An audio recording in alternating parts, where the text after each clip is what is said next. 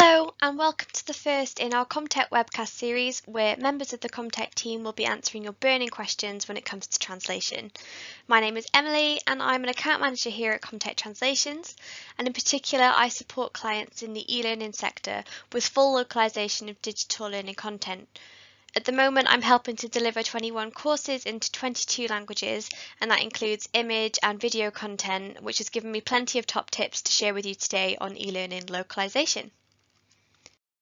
So why e-learning? Well, e-learning continues to grow.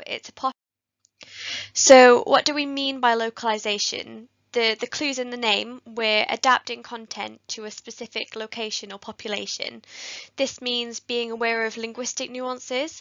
So for example, Spanish for Spain, Mexico, and individual Latin American countries, they've all got differences when it comes to grammar, spelling, vocabulary, but also adapting any culturally specific references and features as well.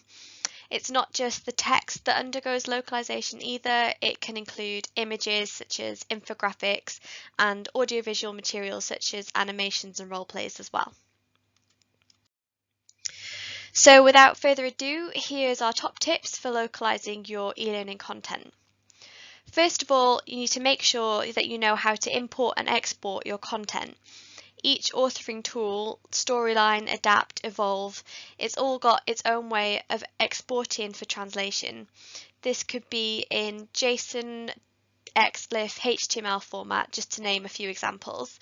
So ensure that you're confident in exporting and re-importing these files, and also that you're working with a translation partner who can handle these files without breaking them. Broken or corrupted translation files can cause a delay, while your development team fix them or the files get retranslated. Secondly, make sure that your content is translation ready as much as possible. If you can, include additional white space in your English courses so that there's room for the translations to grow. This will save you from having to expand text boxes or reduce font size on the other side. Also consider what kind of language you're using, and keep it as neutral as possible. Steer away from any regionally specific references to things like culture, religion, public figures, and keep to those that apply to a more general audience. So e-learning content can quite often contain things like humour, puns, other colloquialisms. So think about how these might have to change in translation. You can ask your local markets or your translation partner, and maybe the source content needs to be reviewed or adapted before translation so that it's suitable. Our ultimate guide to translating e-learning content contains a lot of advice for preparing content for translation, so I'll put a link to that in the comments section below. Another part of e-learning that the Comtec team get asked about quite a lot is audiovisual localization. So there's several different ways to localize video content, but the main ones are subtitling and voiceover. The method that you pick depends on a few different factors, such as the kind of video content that you're looking to translate, your budget, your deadline, and also the preferences of your target market as well. So certain regions are more accustomed to English content being dubbed. For example, if you go to the cinema in certain countries, you're more likely to see films that are being dubbed by a sort of translated voiceover, but other countries are more familiar with subtitles. So don't be afraid to ask your translation partner for advice, and they can let you know kind of what the more frequent or common method is to use.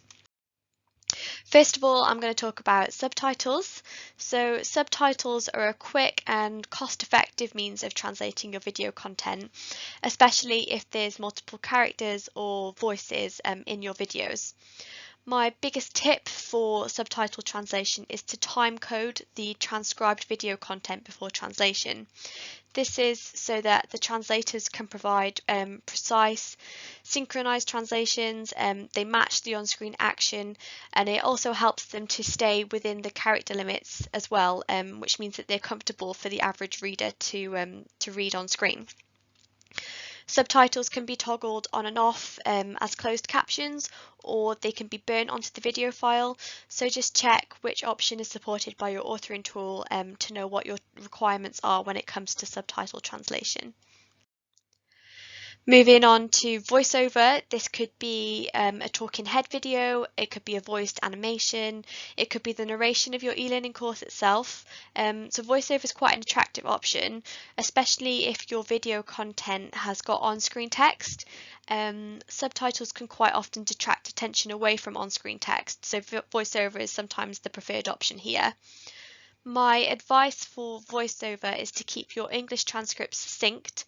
So just like e-learning course text can grow during translation, translated voiceover scripts can also come out longer. So you want to make sure that your voiceover artist has got time to record comfortably without rushing through the script. Also, you need to think about things like age, gender, accent, style, whether they're speaking casually or more formally.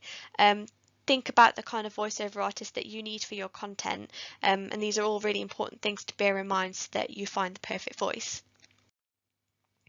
Finally, another key part of e-learning localization is the involvement of your in-market colleagues or clients if you're working for an e-learning agency. Most of the time, these native speakers are not best placed to complete the actual translations because they're not qualified translators. They've also got a full-time job already, so that can make it quite tricky to keep to deadlines if their main responsibilities don't give them enough time to concentrate on translating. And that can be a particular challenge if you're trying to roll out content in multiple languages at the same time. But their expertise and their company knowledge is a really valuable resource to the localization process.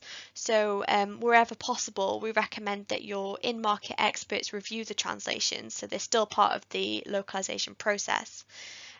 They should review the translations in bilingual format so that they've got access to the original English source prior to the translations going back into the authoring tool. And that helps to make sure that you're working with approved translations from the very start.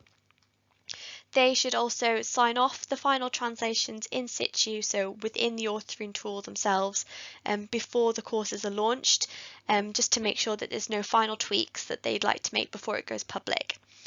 So I find that combining the quality guaranteed by working with an experienced translation partner and then the specific know-how of market experts is really the perfect combination for top-class e-learning localization. So that's it from me on e-learning localization, but send us a comment below or get in touch if you've got any questions.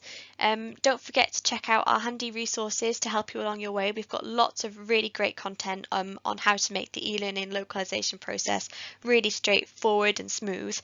We've got an ultimate guide, we've got brilliant blogs, so they're all in the link below. And finally, don't forget to join us soon for another Comtec Webcast where we'll share even more top tips on translation. So thanks very much for watching.